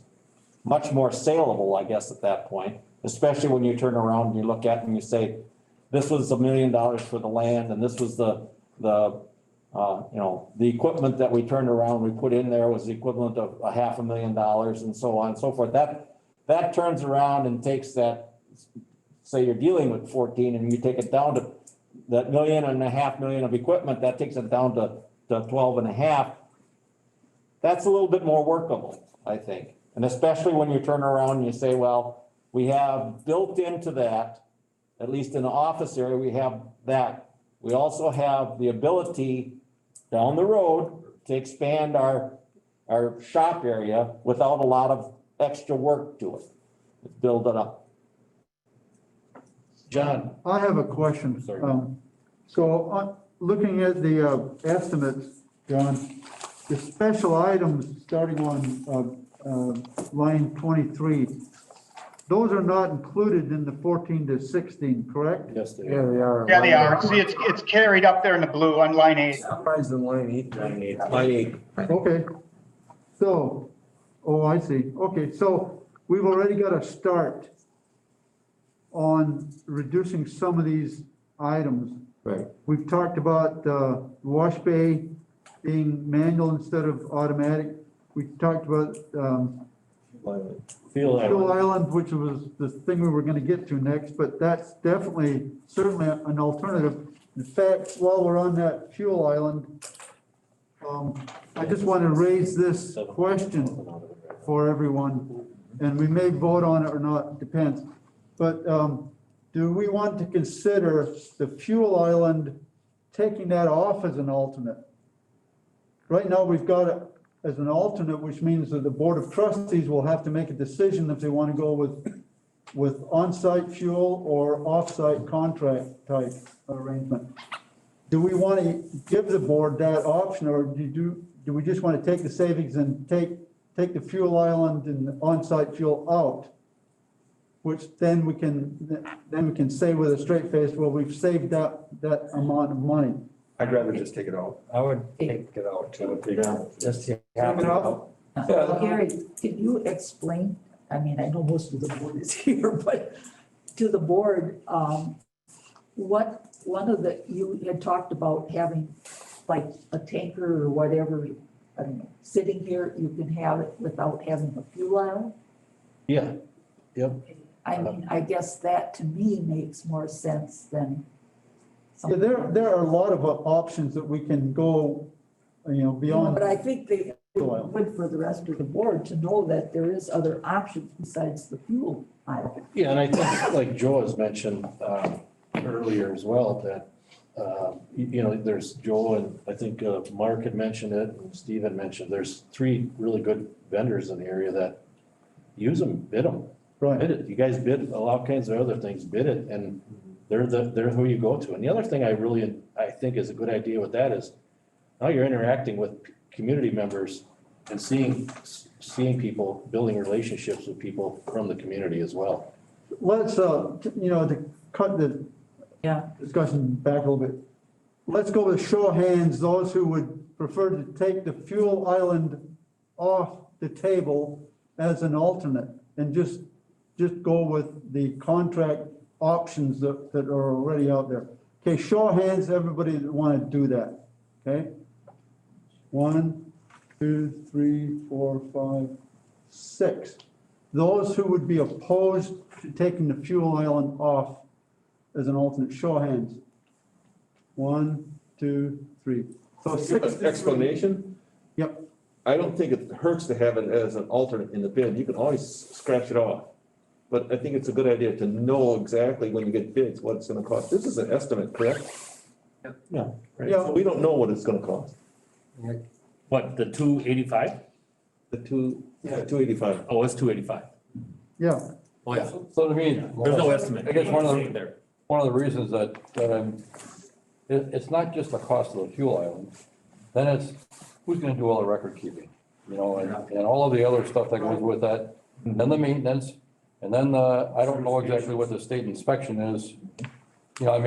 It isn't just the 285, it's all of the other stuff that goes along with it that makes it pretty significant, where I just think that would be, I looked at putting a fuel island in and wants to supply, and in the end, I just couldn't justify it, because in the long term, there's all these other costs that you can kind of ignore, but they just come back to. So the way I see it is that part of our objective should be to try to minimize the number of alternatives or alternates that we're gonna give to the board and say, hey, you guys figure this out. Because they're gonna go through the same long discussion, and I think we, having looked at this, can already make that decision for them. It's still a recommendation, but we're saying, look, we've looked at this, and we don't think that the fuel island is a reasonable option, so we're not even gonna talk about it.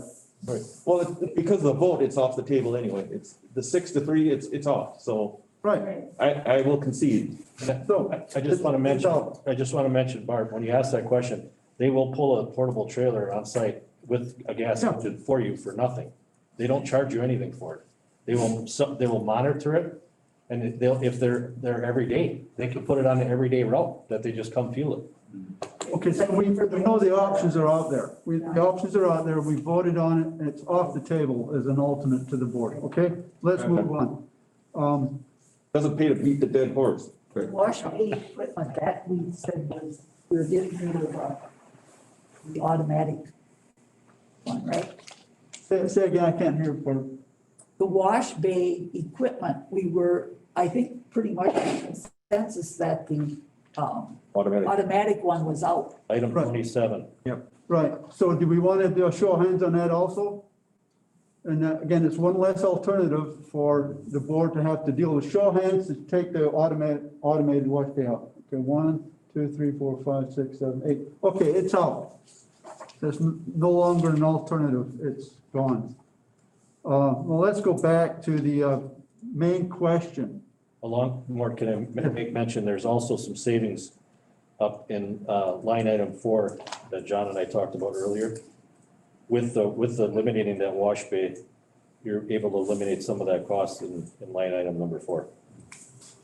Okay, are we talking about the number of wash bays, or are we simply talking about going to automated, or dropping the automated? I thought we were gonna do one wash bay. From 2 to 1. 2 to 1, and then they can put 2 trucks, 2 lawns in it. Okay, 2 to 1, and it's manual.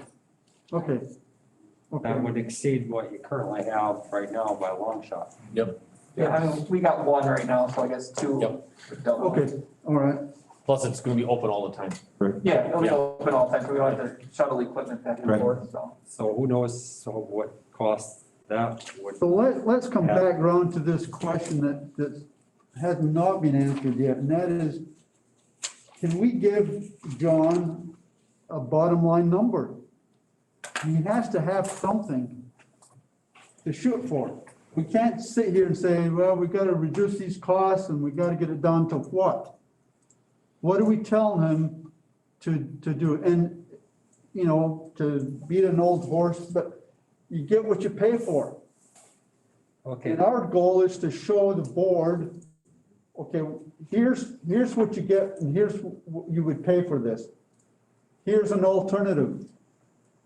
If you're not willing to go beyond the 11, 5 or whatever, then this is what you have to reduce from the project. This is what you have to take out. It's not magic. Something is gonna go if we reduce the cost. You can't just cut costs and wind up with the same stuff you started with. So what is the number that we're gonna give John that we could support? Okay, so for myself, line item 22, I'm going to suggest $12 million as the bottom line or the low side of that. And looking at that, I think that could be realistically be done with the things that we've taken out already. We're very close. Yes. Right, right. And so it should, I mean, at that point then, I really feel that we'll end up way under $15 million in total. Right. You know, and to me, once you get to that number, if you don't go to a public referendum, my conscience doesn't allow that, you know, I mean, it's like, once we get that number that big, to do that without going to the public, I am really troubled with that. Okay, Steve? Would it be reasonable to think that the salt shed isn't, or the salt storage or whatever for 350? I mean, don't we have that on site right now? We really don't need it until this site gets sold. Would we be able to use the proceeds to pay for that at that time? And not have it part of the. Not have it part of the project. There's a lot of driving back and forth, I would imagine. Yeah. And then there's, I'm then just- the contractors are there, you might as well do it. Takes another 350 out of the equation, is getting the. What do you do Well, with the it'll- salt shed you got? Yeah, Well- well, it'll offset anyway as far as whatever we get for this. The problem is getting rid of this facility one way or the other. Right. That's the issue. I'm just saying, And- decrease the number, does it make sense to take that Well, out? And But it's playing games. Yeah, you're And moving. I would you're just moving as soon not. okay, no, that's fine. You're kicking a can down the road on that item, because we are gonna sell this property. And so in one way or the other, the proceeds from this property will go towards the village budget in whatever format that needs to be. Has there been an environmental test, a phase 3 or phase 2 on this property? Probably not. Two, there, So- I mean, we know it's a buried tank out here that's got a concrete cap on it. Yep. And- There may be some remediation needed down the road, and that it will have to be done before the property is sold. Correct. That's gonna happen no matter what, regardless of the cost even. I mean, we can't sell this property until we've done that remediation study, at least. Michael, I'm not familiar with our current salt shed. There's no, it doesn't make any sense to move it. No, I mean, we spend probably, I wanna say about $4,000 to $5,000 a year, on maintenance of it, just to keep it functional, knowing that, I guess, under the assumption several years ago that there was gonna be a new salt shed built as part of a project, so we've kind of been limping along. So your salt shed already needed to be replaced. Yeah, Okay. It's been there a long time. What kind of shed is it, or what is it being built out of? Have you guys discussed that at all? The proposed one? Yeah. Question for that'd be a John. John question. John, what is the makeup and size of the new salt shed? Yeah, it's gonna be, the barn profile you have, and we'll also bid an alternate for a dome, which is the round style. Oh, yeah. I think Gary was asking about material. Yeah, just for longevity of materials. Is that because you probably are maintaining? Yeah, so the barn style is similar to, you have it's so, it's got a treatment to it where the dome style is a concrete buttress wall with a, wood structure roof. But those will be alternates anyway, so. That was Schrader. Or later. One out here is ours. No, I know Schrader's got one too. Well, Let's get back. do we need to make a motion on this? We need to come to this resolution. Okay, That's what we need to do. okay, So, go ahead. okay, but we're discussing how to lower that project total line number 22. And it's, we almost have to do that and get, before we make a motion, right? Yeah, so. Okay, so are we ready to vote in the I who's would, making the motion? On I what? would be willing to make a motion, On which? as far as what we get that bottom line to. Oh, okay. Lower and high, Okay, so and just some quick math, when I subtract, you add up the salt storage, the wash bay equipment, and making the assumption you could cut $150,000 out of the wash bay by going from 2 bays to 1, that's roughly 650,000. You're saying the fuel island, not the salt shed, Oh yeah, the fuel island, not the salt shed. yeah, the fuel island, the Fuel island, wash wash, yeah. equipment, and Yeah, right the around. wash bay, is that around $650,000? Yeah. Well, anyway, if you take those costs out, it comes to roughly between 13,800,000 to 15,800,000, roughly. I know Joe mentioned the possibility of lowering it a couple $1 million, so maybe we could look at the original bid would be those amounts. But then if we could look at a secondary option, and that secondary option would be between 12 and 14 million, 12 million on the lower side and 14 million on the upper side. Can we take a vote on that? You're saying with the land? Yes, Yes. yes. So state your motion, Aaron. Well, yeah, there's a lot there, isn't it? How do you state that? But, well, first it'd be nice if these numbers were reworked and so we could see the, Well, it sounds like But you're talking about total project cost, right? I'm sorry. Yeah. Line item. 22. line 22. Right, so. So instead of it being One- 12,4, it'd be 12,000 or 12 million, and then it would be 14 instead of 16,4, or roundabout if it's 12. So we're talking about, But both options would eliminate the cost of the wash bay equipment, Fuel island the fuel island, and another wash bay. and we go from 2 wash bays down to 1 wash bay, which would be roughly $650,000. okay, so that. That's on the incorporated. front end, But those reductions are incorporated into your motion, which is that line 22 shall be 12 million to upper limit of 14.5 or whatever. that would be an alternative, though. It's not that apparently John would bid it out 2 ways. One as is, less those 3 items. Okay, But then the second is to change the scope or modify the garage plan to try to reduce the overall cost. I think you would probably make that as a second motion. But I believe, can I just quick ask John? John, if we took 700 grand out of here, just 650, whatever, we use 700,000. Another 1,300,000 without, if you're taking a pigment out of that Spancrete and painting, are we just adding maintenance issues? But do you feel that you have enough room that you think you could try to shrink this up to take another 1,300,000, or is that unrealistic without cutting the size of the building? No, we'd have to cut the size of the building to get. Yeah, can you hear me? I'm sorry.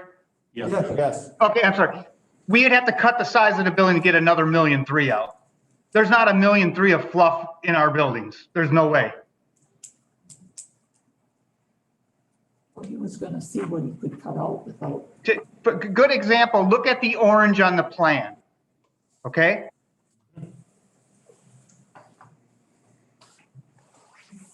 that orange, which is the maintenance space, that space is $1 million. So to get $1.3 million out, you have to cut a lot of building. But let me do the if that's the number you want, let me build an alternate to get us there. I don't think you guys, none of us can sit here tonight and tell us exactly what that's going to be. All you can do is try to tell me what the number is, and we have to go back to the drawing board to figure it out. I don't want to start saying I can go to grid line 7 and you'll be there. I can't do that. There's no way. John, how good is your contingency? Well, go to the contingency number. Yeah, you're about 6%. Right? I can tell you right now at this stage, we need to be carrying that yet. Once we get done bidding, that can go down to 3. You know what I mean? Well, yeah, that's a number we got to consider at some place. Yeah, no, for sure. That would be what you would gain. Hussein, that's a great point. That's not being spent right now. That's just a contingency. So once we get through bidding, that'll go down to about 3%. Okay. So that's another 350. So now we're at $1 million. We cut $1 million. Million that you cut now. I can live with So- that. I understand, John. There's the only way you can make that $1 million or the number we're talking about to cut the square footage. What you gotta do, you gotta look at your floor plan and see where you can cut those square footage. You have a lot of a future development. Maybe you want to decrease some of the future development. By no means I like it, but if that's what it's going to take to make a project happen, let's take a look at it. Yeah, and that's what I'll do. So I think what I'd like to do is let's just get the number and then I'll work the floor plan. So the alternate is easy. We can't create a crazy, we can't create 2 different buildings. We got to make sure it's something that is easily bid and understood. And we've done it before, so I'm not too worried about it, but it'll be off the right-hand side, the north-hand side. Whatever we need to slide that over to get another $1 million, that's what we'll show as an alternate. Okay. Let's vote. So this motion be in 2 steps. Okay, so the first motion would be to eliminate the fuel island, the wash bay equipment, and going from 2 wash bays down to 1 wash bay. Okay. Make that motion. Aaron makes that motion to reduce those components. Need a second. I'll second. Joe seconds on that motion to reduce those components only. All in favor, say aye. Aye. Opposed? Carried. Now on the main motion then, for the bottom line. Well, I was just wondering if I should, well, it's still an estimate no matter how you do it. Now I would make a second motion to reduce our bottom line on the alternative bid from $12 million on the low side to $14 million on the high side. Talking about line 22. Right. Line 22. Okay. Line 22 from 12 to 14. Second. Joe seconds that. Aaron made the motion. Show of hands, all who in favor of that motion, raise your hand. 1, 2, 3, 4, 5, 6, 7, 8. Those opposed? 1. Motion carries. Okay, John, that's your marching orders, I guess. Get that low estimate down to 12 with an alternate, whatever it takes, okay? All right, let's go on then to our resolution, okay? Warren. I think if this committee has made significant changes that would affect this resolution. Yeah. Therefore, I don't think it can be taken at this time, in particular on the second page where it talks about the first floor plan A201.1, we've changed that. And I can't recall if we've changed A202.2, if we've changed that one. So I think we need to be clear about which floor plan we're doing. And also, if you take a look at the last line, the date is January 25th, 2020. You probably don't have the current one. What are you talking about? That was the one that was sent out. It's right Under there. number 3, Keith. It's right there on the resolution. Oh, I see, Bottom line. Okay. Oh, it should have been 1125. Oh, okay. That's a typo. Yes, line 3 at the bottom here. Well, I totally expected we were gonna make modifications Okay. to this before we take Oh, action. okay, So I got it. this is not intended to be a final deal. So this will be amended based on our Tonight. action tonight. I just thought it was important to bring up those, we have made changes. Thank you, I agree. But I think that we need to get to the final question for tonight. And it needs to be a vote on moving forward with the project as described in the resolution, which will be amended to match what we've done tonight. And we need everybody to vote if they're willing to move forward with this, because this implies that if we move forward with this tonight, the next thing it will do is send out the flyer, which we've been working on. And that's gonna have everybody's name and address on there, and that's gonna be a separate issue that we need to agree on tonight. So first of all, I think we need to vote on this resolution, and then we're gonna deal with what happens with the vote on this resolution. If we get others who are saying that they cannot support this moving forward, then we need to decide how we handle that issue, okay? What do we do as a committee after that? So Barb, Yeah, well, I guess I looked at this resolution and listening to some of what some of the people have been talking about. I don't think that they're gonna be able to support the resolution until they get an idea what the final cost might be. Am I wrong, or No, we've stated right, Barb, as the resolution is written tonight, I can't vote for it. You are correct. Now, this would be a question for John. With these possible modifications, how long would it take them to come up with a secondary plan?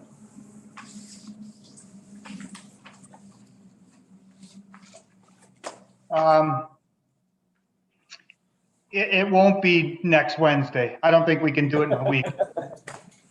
I was gonna commit, but I think that's, I guess, I'll be honest, not fair to us and not fair to you to have us rush and do it.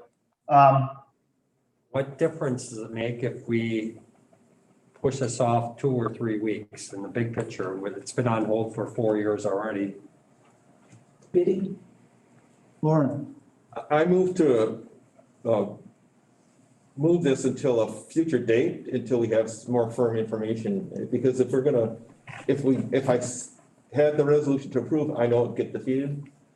That doesn't make any sense. We have too many unanswered questions, so I think we could defer that. I move to defer this until we have more information, whatever date that might be.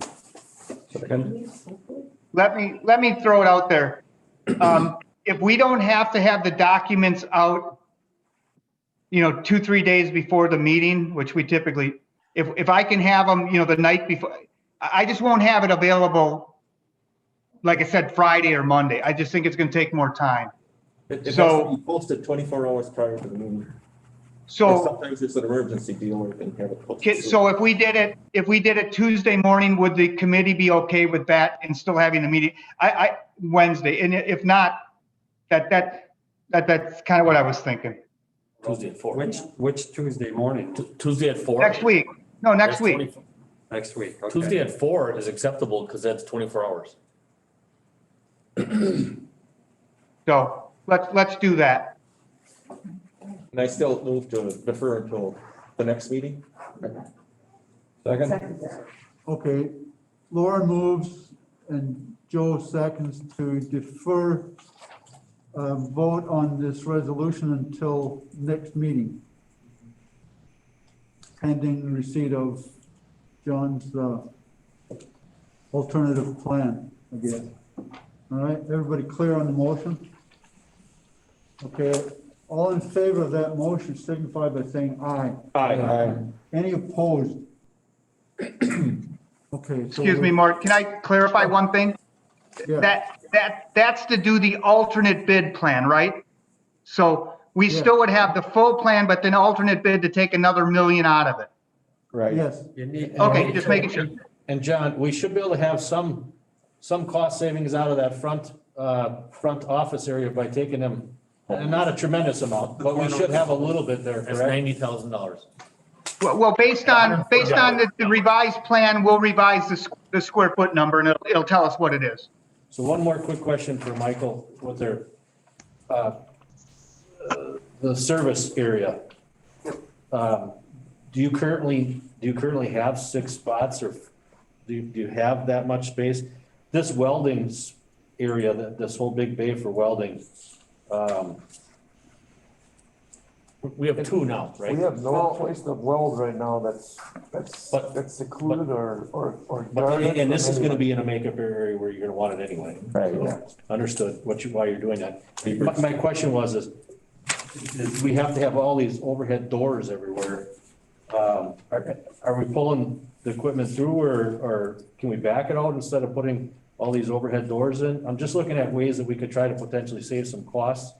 Yep, and I know that's one thing we've talked to John about too, is, with having all of the maintenance bays being pulled through, we lose wall space for, Storage. storage. Yep. So I know we've talked about not having necessarily all 6 of them be drive-through, maybe 3 of them are drive-through and 3 of them aren't.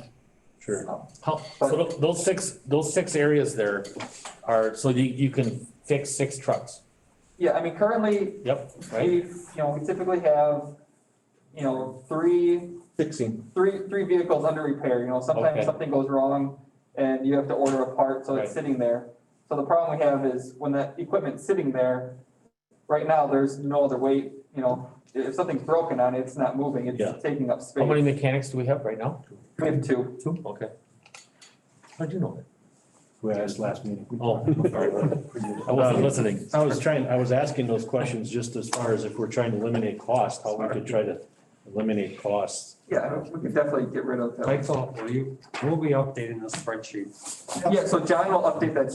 And Mike, by me asking that question, and I don't wanna rain on anybody's parade, was if we took a bay out of there, do we shorten the building up by that one bay? But then we're gonna screw up your vehicles inside, And I didn't know if that could get us a little closer than having you redesign a whole entire plan, and have it be a bunch of time, and not make it workable for staff at the end anyway. so let's consider number 6 done, and as far as number 7, rather than get into number 7, what we've done tonight is we've put off, voting on the resolution until next week when we see the alternate. So that assumes then that we will not be able to get our mailer out this week. And we probably should not have a press release go out either, because we had planned. We're gonna have to wait. Brian? The last time I looked at that proposed mailer, I didn't see anything in there about a project cost yet. Right. It just says the project is coming, more information is gonna come. I don't see any reason why that mailer can't go out right now, because it's gonna get to a number that will be acceptable to the Board of Trustees at some point. Let me address that question, Brian. I think it's a legitimate, and I'm glad you brought it up. Here's the dilemma that we have. Tonight, some of us sort of anticipated that we might not get a vote 100% unanimous vote on this resolution, even moving forward. So with that in mind, we thought, okay, then how can we send out the flyer that has everybody's name and phone number on there if we have some votes tonight that said, no, I can't support this moving forward? So it's sort of tied in together there. So if we were to send out this flyer tomorrow or this week, whenever, and it's ready, I think we might have some feedback or kickback or whatever on that. Unless we could get a unanimous vote tonight to send out the flyer with everybody's name and phone number on there, which implies that you're supporting this project or not. So that's why we were thinking that we probably can't send out this flyer as it's written, unless we want to change it. Unless there are some here that would insist that you want to take your name off the committee list, because you're not supportive of this yet, until we get the numbers down and we can get some consensus. I'm operating from the perspective that I thought we just approved a motion that a project cost would be 12 million and 14 whatever, and we approved that motion. And that's a number that people apparently believe that they could support. How it gets to that is still in process, but the number is out there. Now, it's not 15.5 anymore, it's now 12 or 14. That's how my thought process is working. Well, I would say that in the motion, that is a goal that we want to get to, but we have not removed the project as it is off the table, as far as I understand. So I could be supportive of a modified project in the dollar amount, but the reality is if I started getting phone calls to discuss that at this particular point in time, You wouldn't be able to. We don't know what, I'd be backpedaling, and I don't like making excuses. we don't know where we're going quite yet, is what it amounts to. And to throw that out there, and my name's the first one on the list, and most likely I'm gonna get a lot of phone calls. And I don't know where I can, where I can start or where I can stop, I guess. I heard you signed up for that, Bob. Huh? I heard you asked for that. I know. That darn alphabet again. All right, been there for a long time. So that's where I'm coming from, is I don't think I've got quite what I need to turn around and discuss with the John Q. public at this point. I think you should just put it off for a week. Yeah, I don't think it's going to make a That's what huge I'm difference. When is tax bills going? They're already out. Not sure. Are they? They're out? I got one today. I got mine today. Oh, well, then it doesn't matter. No, Then it doesn't matter. Okay, we're done. We can wait 1 week. Yeah, that's not a big deal. Pretty so sure. maybe it's better to wait a week anyway, so we don't get criticized for why didn't you send it out with the tax bill? Yeah. We're still trying to work it out at the county to get the tax bill sent out yesterday. I got, I understood it. I got a bill today, so Uh-oh. I didn't open it, so. John, maybe that's last year's bill. I just found it. With penalties. Yeah. So we'll just put off any more discussion on number Happened 7. today. Anything we need to add to the agenda for next week beyond what we've already agreed to? Which will be next Wednesday, same time, same place. Any remarks from meeting participants that haven't gotten out yet? Joe? So Keith, I would really appreciate it if the staff would work with John to try and figure out some way to get that down, because in the end, we really do want to supply what you guys need to do your work. And I just hope that you guys can be proactive and come up with some ideas, that would help John get to that number. Well, I think we heard a lot tonight, so we will be, I'm sure in contact with him as we get ready for next meeting. Yeah. All right, we'll move to the next meeting. I'd make a motion to adjourn. Aaron moves to adjourn. Barb seconds. All in favor, say aye. Aye. Opposed? Carried. John, We get us all here at that point. Yes, sir. So what Hello? hi, Go ahead, Shane, you're trying. Hushain, did you have a question? yeah, I was wondering if you can make one of the wall knockout wall, Joe was asking about another set of these.